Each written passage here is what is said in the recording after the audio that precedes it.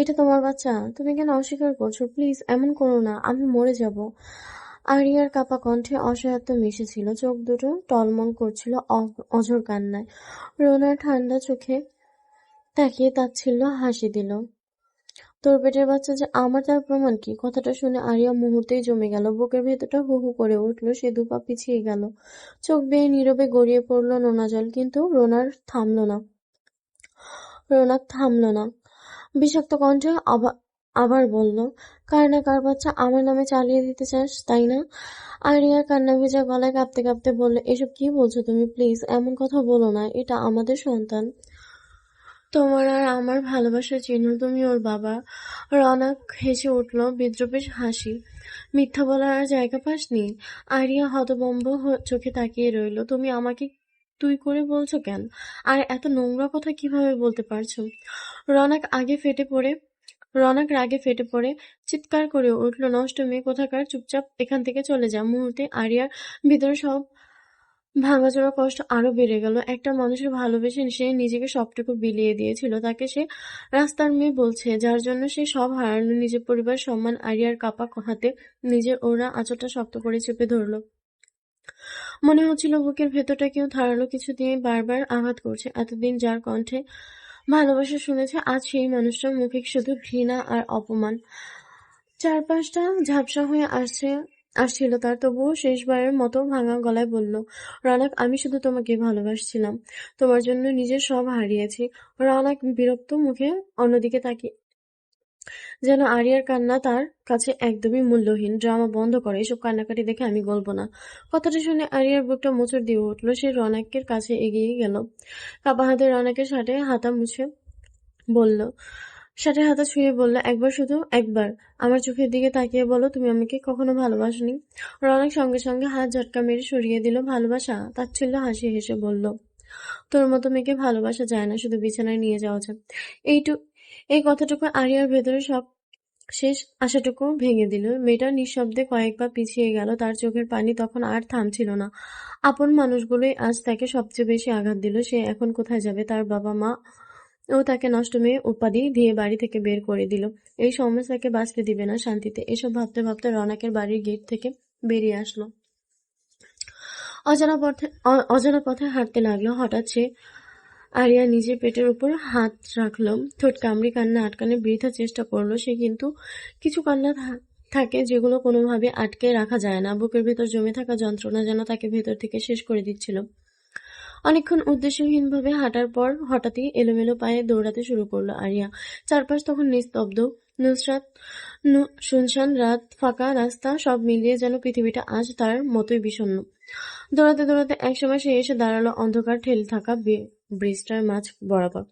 চোখ দুটো ঝাপসা হয়েছিল কান্নায়, মাথার ভেতর শুধু অনেকের কথা, নিষ্ঠুর বলা কথাগুলোই ঘুরছিল বারবার। আরিয়া চোখ বন্ধ করে পেটের উপর হাত রেখে বিড়বিড় করে বলল, দেখলে বাবু, তোমার বাবা আমাদের চায় না, তোমার নানা নানিও চায় না, এই সমাজও তোমাকে আর আমাকে চায় না।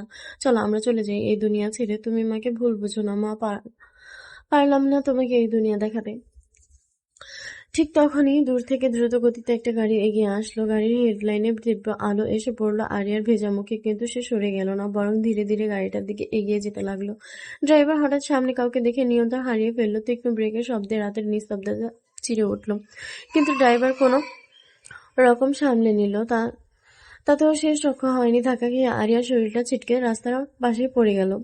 গাড়ি থামতেই ভেতর থেকে তড়িঘড়ি করে বেরিয়ে এলো ডক্টর আহমেদ আরশ খান।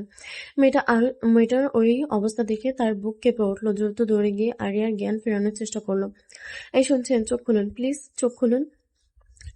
আরিয়ার নিস্তেজ শরীরটা কাঁপছিল হালকা, কপাল বেয়ে রক্ত গড়িয়ে পড়ছিল, কিন্তু এখনো তার শ্বাস চলছিল ঘৃণভাবে। হয়তো প্রকৃতি চায়নি মা আর তার অনাগত সন্তান এভাবে হারিয়ে যাক, তাই মৃত্যুর দুয়ার থেকেও ক্ষীণ এক জীবন এখনো আঁকড়ে ধরে আসা আরিয়াকে। আহমেদ স্বস্তির একটা নিঃশ্বাস ফেলল। বুকের ভেতর অদ্ভুত ভয় কাজ করছিল তার।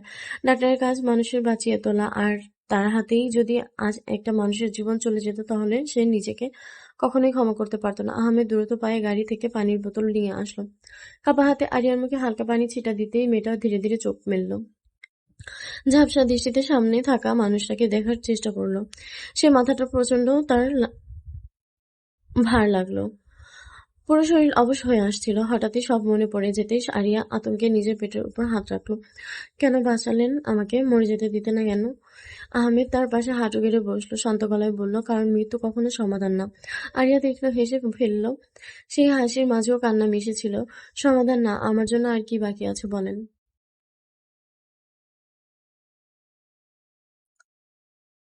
যে বাচ্চা তার যে বাচ্চা তার বাবার থেকে স্বীকৃতি পাবে না, তাকে পৃথিবীতে আনার জন্য কোনো প্রয়োজন নেই। হাসপাতালের সাদা বেডে শুয়ে ভাঙা কণ্ঠে কথাগুলো বলল আরিয়া।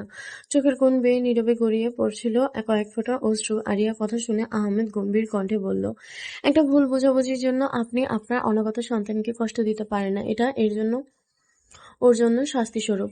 আরিয়া তাচ্ছিল্য হাসি হাসল। শাস্তি? শাস্তি তো আমি পাচ্ছি, প্রতিটা মুহূর্তে পাচ্ছি। যে মানুষটার হাত ধরে বাঁচার স্বপ্ন দেখেছিলাম, সেই মানুষটাই আজ আমার সন্তানের পরিচয় নিয়ে প্রশ্ন তোলে।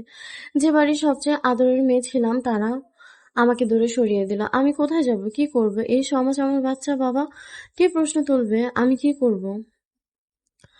আরিয়া নিঃশব্দে পেটের উপর হাত রাখলো। চোখ বেয়ে আবারও নেমে এলো নোনা জল। কারণ হাজার অভিমান জমলেও মায়ের মনটা নিজের অনাগত সন্তানের জন্য কাঁদে। আহমেদ কিছুক্ষণ চুপ করে দাঁড়িয়ে রইল। মেয়েটা চোখের ভেতর জমে থাকা অসহায়ত্ব যেন পুরো কেবিনটাকে ভারী করে তুলল। আহমেদ আরিয়ার পাশে এসে দাঁড়ালো। সব মানুষ একরকম না আরিয়া, কেউ কেউ ভুল করে ভয় পেয়ে পালিয়ে যায়, কিন্তু একটা নির্দোষ প্রাণকে পৃথিবীর আলো দেখার অধিকার থেকে বঞ্চিত করা ঠিক না। আরিয়া স্নান হেসে চোখ বন্ধ করলো। অধিকার? এই সমাজ অধিকার দিতে জানে না আহমেদ সাহেব, তারা শুধু বিচার করতে জানে। আজ সবাই আমার চরিত্র নিয়ে কথা বলছে, কাল আমার সন্তানকে দিকে আঙ্গুল তুলবে। কথাগুলো বলতে বলতে তার কণ্ঠে চাপা কান্নায় কেঁপে উঠল। আহমেদ নিজের গম্ভীরতা বজায় রেখে বলল, মানুষের মুখ বন্ধ করা যায় না, কিন্তু নিজের সাহস হারিয়ে ফেললে চলবে? আপনার সন্তান পৃথিবীতে আসার আগেই যদি বুঝে যায় তার মা হেরে গেছে, তাহলে ও কাকে শক্তি মানবে? আরিয়া কিছু বলল না, শুধু পেটের উপর রাখা হাতটা আরো শক্ত করে চেপে ধরলো। ছোট্ট প্রাণটাকে অনুভব করার চেষ্টা করেছে। এক ফোঁটা অশ্রু গড়িয়ে পড়েছে, বালিশ ভিজিয়ে দিল। তারপর খুব আস্তে বিড়বিড় করে বলল। আরিয়া কিছু বলল না, শুধু পেটের উপর হাতটা আরো শক্ত করে চেপে ধরলো। ছোট্ট প্রাণটাকে অনুভব করার চেষ্টা করেছে। এক ফোঁটা অশ্রু গড়িয়ে পড়ে বালিশ ভিজিয়ে দিল। তারপর খুব আস্তে বিড়বিড় করে বলল, আমি ক্লান্ত, খুব ক্লান্ত। আহমেদ শান্ত গলায় বলল, তাহলে একটু বিশ্রাম নিন। জীবনের সাথে যুদ্ধ করার জন্য আগে নিজেকে সামলানোর দরকার। কারণ এখন আপনি একা নন, আপনার ভেতরে আরেকটা ছোট্ট জীবন নিঃশব্দে বাঁচতে চায়। শহরে অন্ধকারে ধূর করে দিয়ে সূর্যের আগমন ঘটেছে পৃথিবীতে। আরিয়া জীবনের সমীকরণ মিলাতে মিলাতে কখন যে চোখ বুজে ফেলেছে তা সে নিজেও জানে না। কিছুক্ষণ পর আহমেদ আসতেই সে লক্ষ্য করলো আরিয়া ঘুমিয়ে আছে। আহমেদ চুপচাপ দাঁড়িয়ে সবটা দেখছিল। হঠাৎ আরিয়া ঘুম ভেঙে গেল, কিন্তু কোনো কথা না বলে চুপচাপ বেডে হেলান দিয়ে শুয়েছিল। কিছুক্ষণ পর আহমেদ টেবিলের উপর রাখা পানির গ্লাসটা এগিয়ে দিল। জীবন সব হারিয়ে গেলেও মানুষ নতুন করে শুরু করতে পারে। আরিয়া নিজের দিকে তাকিয়ে মৃদুস্বর বলল, কিন্তু সবাই তো নতুন শুরু করার সুযোগ পায় না। সুযোগ কেউ দেয় না আরিয়া, আদায় করে নিতে হয়। কথাটা শুনে আরিয়া কিছুক্ষণ নীরব রইল। তারপর বলল, যদি কোনোদিন আমার সন্তান আমাকে জিজ্ঞেস করে আমার বাবা কোথায়, তখন আমি কি উত্তর দেব? আহমেদ দীর্ঘশ্বাস ফেলল। বলবেন, ওর মা পৃথিবীতে সবচেয়ে সাহসী মানুষ ছিল, তাই ওর বাবাকে ছাড়াই একাই হাজার অপমান সহ্য করেও তাকে পৃথিবীর আলো দেখিয়েছিল। আরিয়া হঠাৎ কেঁদে ফেলল। এতদিন ধরে বুকের ভেতরে জমে থাকা কষ্টগুলো যেন একসাথে বেরিয়ে আসছে। আহমেদ কোনো সান্ত্বনার কথা বলল না, শুধু নীরব পাশে দাঁড়িয়ে রইল। কিছুক্ষণ পরে আরিয়া নিজের চোখ মুছে নিল। ক্লান্ত গলায় বলল, আমি জানি না ভবিষ্যতে কি হবে, কিন্তু আজ প্রথমবার মনে হচ্ছে আমার বাচ্চাটাকে হয়তো সত্যিই বাঁচানো উচিত। আহমেদ ছোটের কোণে হালকা হাসি ফুটে উঠল। এই তো, একজন মা কখনো হার মানে না। আরিয়া মিনমিনে বলল, আমার একটা থাকার জায়গা জোগাড় করে দিবেন? আর একটা চাকরি প্লিজ। আহমেদ সাহেব না করবেন না। আরিয়া অসহায়ের মতো তার দিকে তাকালো। আমি আরো বোঝা হতে চাই না, শুধু একটা নিরাপদ জায়গা চাই, যেখানে আমার বাচ্চাটাকে নিয়ে অন্তত ভয় ছাড়া নিঃশ্বাস নিতে পারবো। আহমেদ কয়েক সেকেন্ড নীরব তাকিয়ে রইল, তারপর ধীরে স্বরে বলল, আপনি চাইলে কিছুদিন আমার বাসায় থাকতে পারেন। এখন আপনার চাকরি করাটা ঠিক হবে না। আর অন্য কোথাও থাকাও সেফ হবে না। কথাটা শুনে আরিয়া বিস্ময়ে চোখে বড় বড় করে ফেলল। আপনার বাসায়? হ্যাঁ, আশা করি সমস্যা হবে না। আরিয়া কিছুক্ষণ নিশ্চুপ চেয়ে রইল।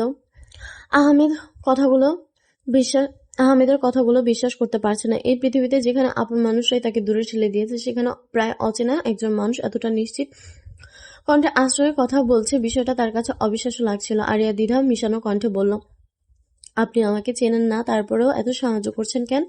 আহমেদ নিঃশ্বাস ফেলল, তারপর জানালার বাইরের দিকে ফিকে হয়ে আসা রোদের দিকে তাকিয়ে শান্ত স্বরে বলল, সব সম্পর্ক পরিচয় দিতে তৈরি হয় না। কিছু সম্পর্ক তৈরি হয় মানুষের পাশে দাঁড়ানোর ইচ্ছে থেকে।